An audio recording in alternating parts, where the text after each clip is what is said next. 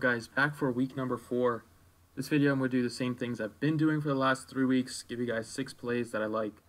Before we get started with the video, please be sure to drop a like on this video and subscribe to the channel if you haven't already.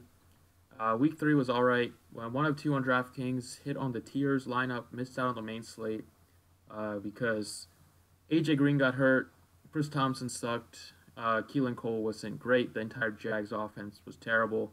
And then the Vikings defense, I paid out for them thinking they would be an easy, safe play, and then they got blasted by the Bills. So things can happen. I'm looking to get right back on track this week for the main slate. Quarterback, it doesn't feel like we have a lot of options at quarterback this week. It just feels kind of limited. We don't have anybody over 7,000. Aaron Rodgers is definitely injured. If you saw, he could barely move. So even though he's still going to put up some points, he's not going to have as much of an upside if he's not healthy. So I'm not really high on him against Buffalo. Tom Brady, until he gets some targets, it's hard to play Tom Brady at 67. Breeze on the road, I'm not a big fan of playing a guy like Drew Brees on the road. Phillip Rivers has a tremendous matchup.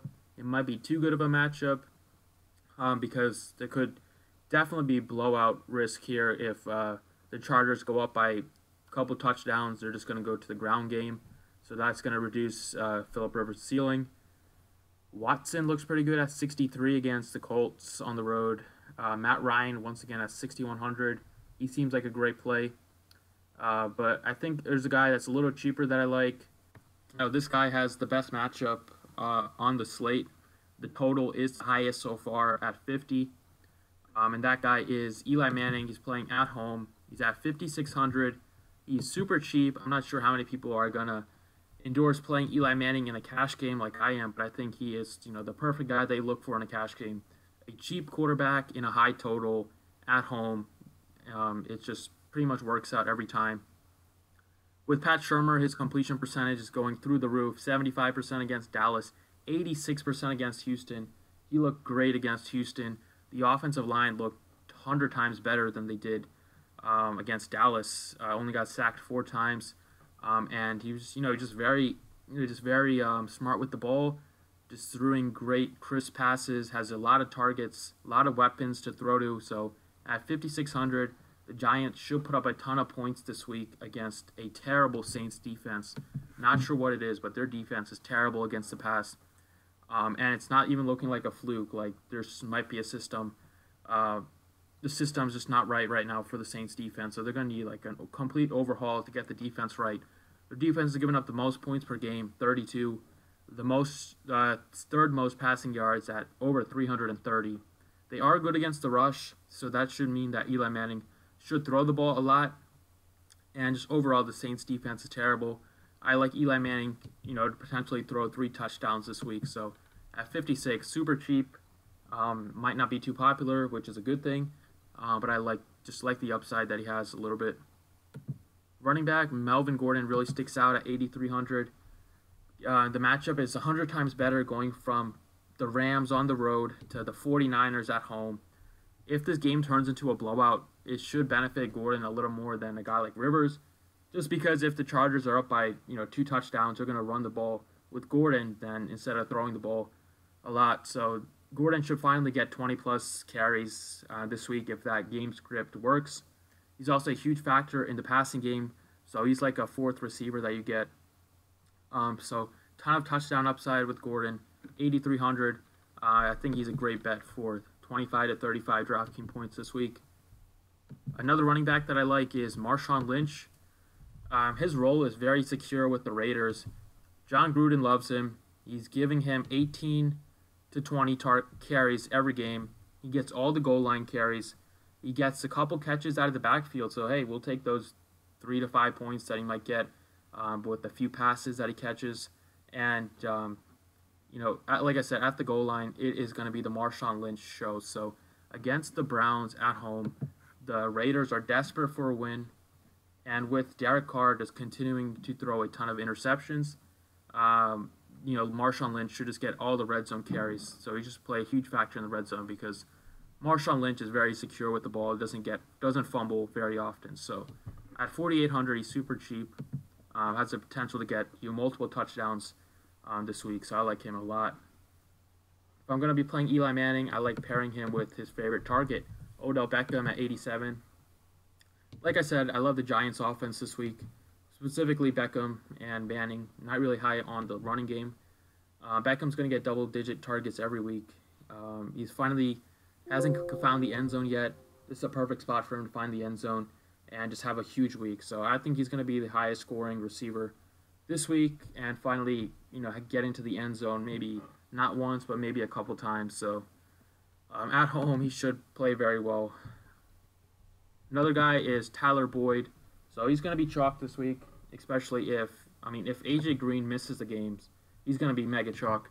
If AJ Green plays, then I'm probably going to pivot off from Boyd to somebody else. But if AJ Green is not going to be active for this game, it's super difficult to fade Tyler Boyd in a cash game. So, if you guys saw the game or saw some highlights, as soon as AJ Green left the game, Andy Dalton just kept throwing to Tyler Boyd. His first look was Tyler Boyd. So at every passing situation, first check to Boyd and then check to some other guys. But they don't really have any other threats besides AJ Green, Tyler Boyd, and Eifert. So if Green misses, it's going to be the Tyler Boyd show.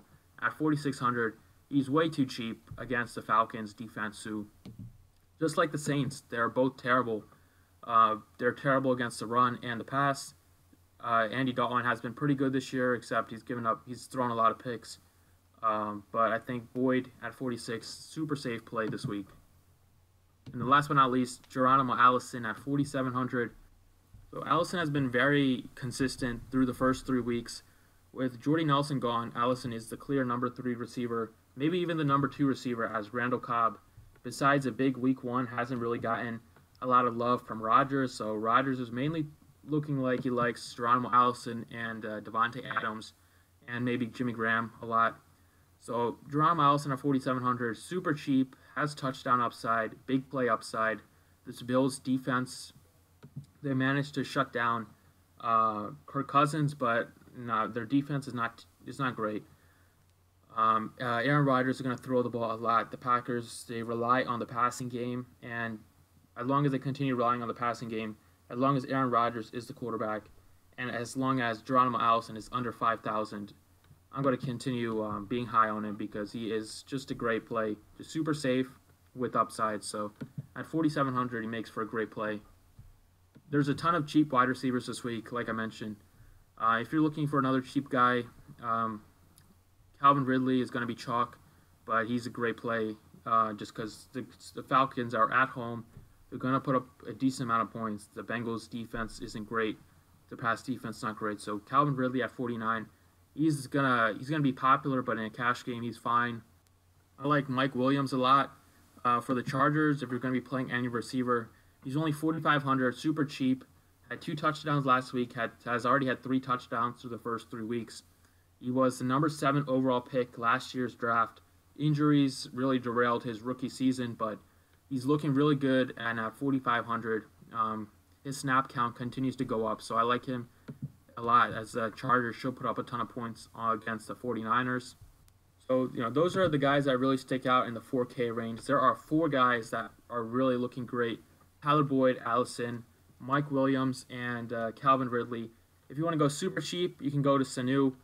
But just the way that Calvin Ridley has looked, I think Sanu is kind of the number 3 option instead of the number 2 option like it was last year. But still managed to get 7 targets and catch a touchdown. But the yardage is just not really there. So Sanu is just more of like a last resort check down option for Matt Ryan so far this year. So unless things change, I'm not going to be super high on him anymore because Ridley's kind of taken over his role.